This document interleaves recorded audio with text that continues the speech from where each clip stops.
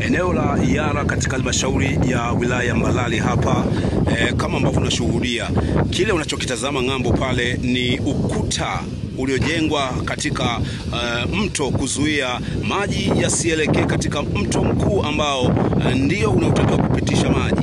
Lakini wananchi kwa makusudi ama kwa namna yoyote ile wameamua kupitisha maji nje ya mto. Leo tunazungumzia swala zima la kukosekana kwa maji katika hifadhi ya taifa ya Ruaha.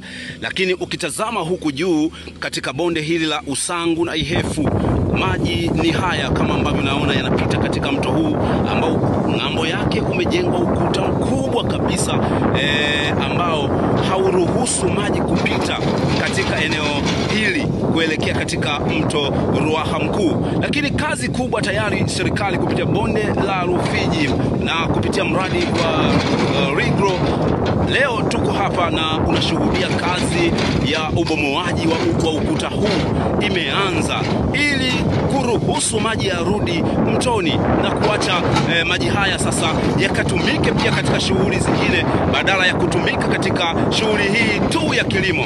Angalia, ona hii kazi inayofanyika hapa ni kazi maalum kabisa ya kuyarudisha maji haya yote haya yarejee mtoni. Kama ambao unaona maji haya yakiwa katika hali hii, mengi kabisa yanapita yanaelekea mashambani, mengi kabisa maji haya yanaelekea mashambani huku. Lakini huko bondeni shughuli zingine zimesimama kwa sababu tunaita ni ukame. Kumbe bwana, huku juu kuna maji ya kutosha kabisa. Tazama hii, unaona shughuli inaendelea hapa, shughuli kazi hii hapa, maji yanaendelea haya hapa, kazi hii hapa inaendelea.